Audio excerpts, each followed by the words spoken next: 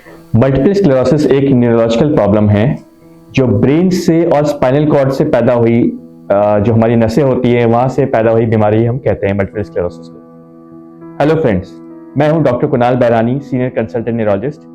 आज हम बात करेंगे मल्टीपल स्क्लेरोसिस क्या होता है, इसके सिम्टम्स क्या होते हैं, लक्षण क्या होते हैं, कितना कॉमन है मल्टीपल स्क्लेरोसिस और हम इसको कैसे ट्रीट कर सकते हैं। तो मल्टीपल स्क्लेरोसिस एक न्यूरोलॉजिकल प्रॉब्लम है जो होती है तब जब हमारी अपनी बॉडी का जो इम्यून सिस्टम है वो थोड़ा सा गड़बड़ होने की वजह से हमारी ही बॉडी का इम्यून सिस्टम अपने ही सेल्स को नष्ट करता है।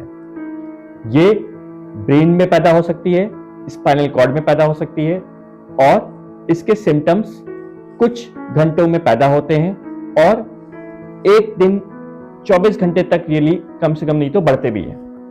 अब इसके सिम्टम्स को हम पहचाने कैसे?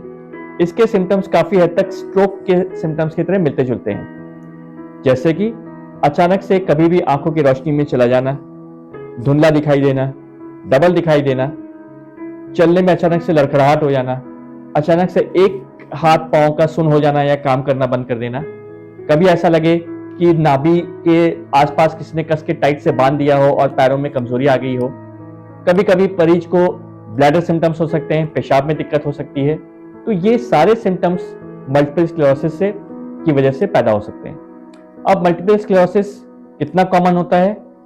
मल्टीपल स्क्लेरोसिस बहुत कॉमन तो नहीं कहूंगा मैं, लेकिन फिर भी आज के टाइम पे अगर हम नंबर्स की बात करें तो 5 से 6 मरीज पर लाख पॉपुलेशन में हमें मल्टीपल स्क्लेरोसिस मिल जाते हैं। कॉमनली जो हम देखते हैं वो 20 to 40 years of age group में कॉमनली पेशेंट्स हमें दिखते हैं मल्टीपल स्क्लेरोसिस को।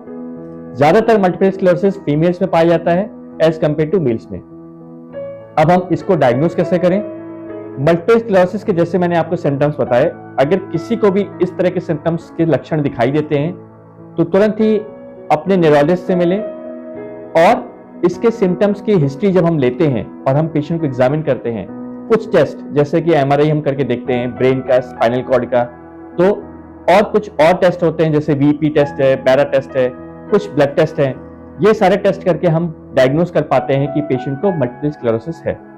अब मल्टीपल स्क्लेरोसिस के टाइप्स होते हैं, प्रकार होते हैं। कुछ ऐसे मल्टीपल स्क्लेरोसिस के टाइप्स होते हैं जो सिम्टम्स आते हैं जाते हैं लेकिन चले जाते हैं। कुछ ऐसे मल्टीपल स्क्लेरोसिस होते हैं जो निरंतर सिम्टम्स बढ़ते जाते हैं, मरीज के सिम्टम्स ऐड होते जाते हैं। अब हम इसको ट्रीट कैसे करते हैं? मल्टीपल स्क्लेरोसिस को ट्रीट करने की 2 तरह की दवाइयां होती हैं, इंजेक्टेबल्स भी होती है और ओरल टैबलेट्स भी होती है। ये दवाइयां जब हम शुरू करते हैं, पेशेंट्स को हम बता के रखते हैं कि ये दवाइयां आपको मल्टीपल स्क्लेरोसिस के फर्दर अटैक्स को प्रिवेंट करने के लिए, मतलब अगर हम दवाइयों पे मरीज को रखते हैं तो आगे ये अटैक्स नहीं हो पाते हैं। लगभग 80% अटैक्स को हम प्रिवेंट कर सकते हैं अगर हम निरंतर इस दवाइयों पे रहते हैं। दवाइयां कुछ लंबे टाइम तक हमें चलानी पड़ती है, हमें ब्रेक नहीं देनी है और कुछ रेगुलर फॉलोअप्स भी हमें न्यूरोलॉजिस्ट से करने पड़ते हैं। तो ये सारे तरीके जो मैंने आपको बताए, ये मल्टीपल स्क्लेरोसिस को हम कैसे डायग्नोज करते हैं, कैसे ट्रीट करते हैं, ये हमें पता होने चाहिए ताकि हम इस बड़ी बीमारी को आराम से इससे निजात पा सकते हैं। Thank you.